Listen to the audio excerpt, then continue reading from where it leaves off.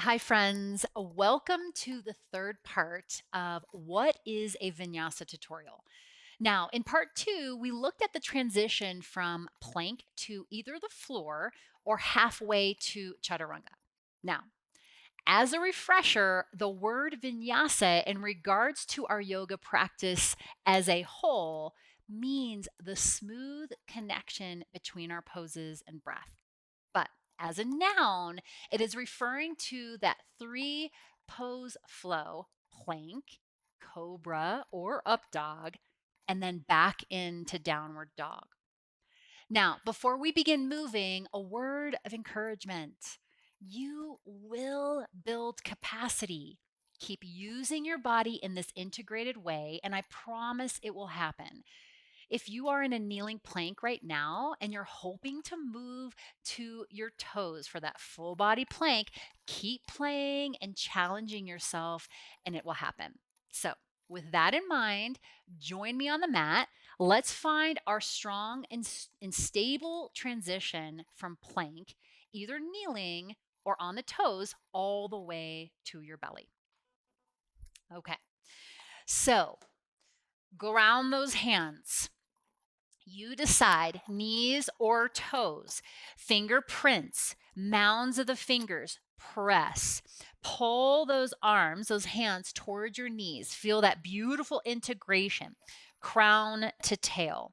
Then from here, you guys, it's like you're pulling yourself down towards the floor instead of falling, making your way, elbows doing what they'd like to do to support you all the way to the floor. Now, let's play with cobra first. I'd like you to anchor that pubic bone, and the tailbone's going to head back towards your heels. The tops of the feet are heavy into your mat. Now, from here, you guys keep those engagements. It's going to give this extra length to the low back, right? And the stability and support there. We want to avoid cobra hinging at that low back, right?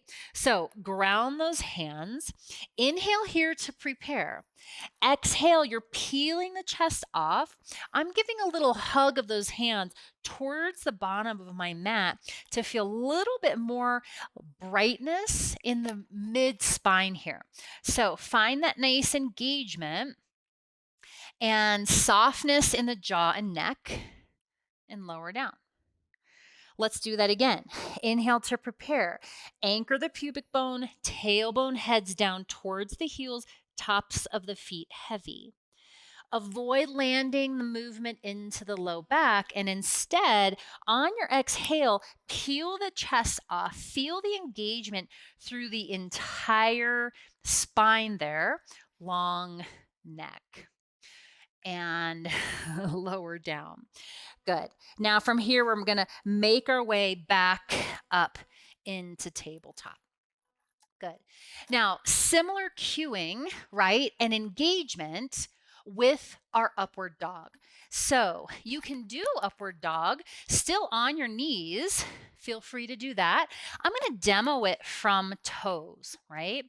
So from here, all those same nice grounding points, fingerprints, mounds, hug, push. Now from here, chaturanga, so you're lowering about halfway. Now up dog, you're keeping those same engagements. The tailbone's heading down towards the heels. Sternum comes forward. Those toes can stay tucked or you can untuck them either way, but it's very strong through the center. We're going to lift through the core to come back in to downward dog. Okay. Whew, get off those wrists, right? Now, when we're making those movements, we're initiating from the core, right? That's moving us back through and back and forth through all those poses. Okay. Now, that is exactly what we'll play with in our last installment in this tutorial series, moving from our bellies back into table or up dog back into that strong and connected downward dog. See you there.